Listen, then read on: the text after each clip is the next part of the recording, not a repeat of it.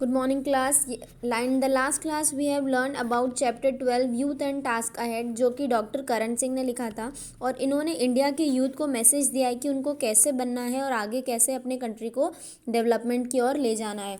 Now continuing with the next page of the chapter, there are several distinct dimensions in which our youth must equip itself. The first is the physical. Building a great democracy and defending it from predatory aggressors require a young generation that is physically strong with muscles of iron and nerves of steel.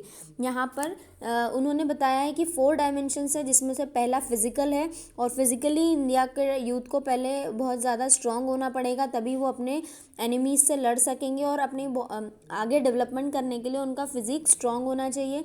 ठीक है, जैसे कि यहाँ पे irony है कि उनके muscles जो वो आयरन के होना चाहिए यूथ के, और जो नर्व्स है वो स्टील के होना चाहिए.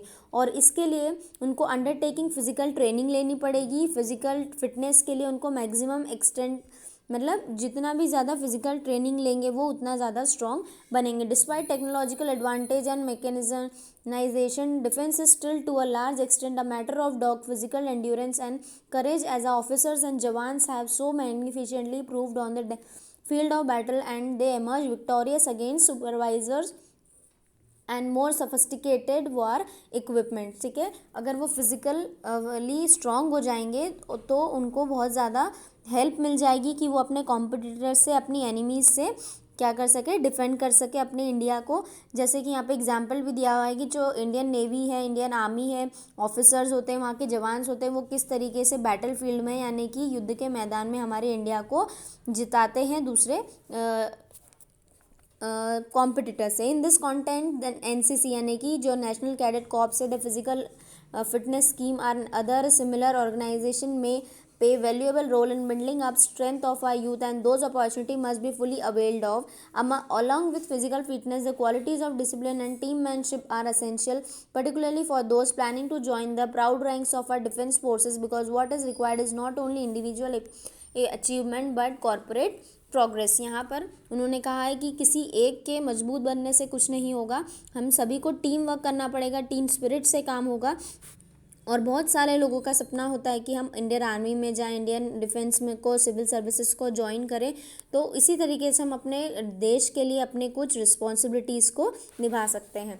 द सेकेंड डायमेंशन है इंटेलेक्चुअल, यानी कि आपको दिमाग से भी बहुत ज़्यादा तेज़ होना पड़ेगा. We will live in a highly competitive age of science and technology and can no longer afford the luxury of mediocrity if we are to forge ahead. This rapidly changing nuclear age require our youth to be intellectually far more alert and competent than their predecessors मतलब जो हमारे पूर्वज से थे उनसे भी ज़्यादा हमको इंटेलेक्चुअली शार्प होना पड़ेगा. हमको बहुत सारे टेक्नोलॉजिकल एडवांसमेंट यानी कि डेवलपमेंट करने पड़ेंगे, तभी हम दूसरी कंट्रीज से आगे अपना डेवलपमेंट कर सकेंगे. And therefore every young man and women today studying in school, colleges and university must aim at academic ability of highest order. और इसीलिए आपको बहुत सारी अच्छे से पढ़ाई करनी पड़ेगी. ठीक है, एकेडमिकली स्ट्रांग होना पड़ेगा. In a developing nation like ours where large number are still unable to acquire even primary education, those undergoing higher education constitute a privileged elite. ठीक है, और ना ही सिर्फ प्राइमरी एजुकेशन से काम चलेगा, आपको आगे और भी ज़्यादा अच्छे से पढ़ाई करनी पड़ेगी, तभी आप जाके सारे फील्ड में स्ट्रांग होंगे. They must therefore repay their डेब्ट to society by not wasting a single moment of academic life. और इसके लिए आपको अपनी एकेडमिक यानी कि स्कूल लाइफ का, आपकी पढ़ाई का एक भी मिनट वेस्ट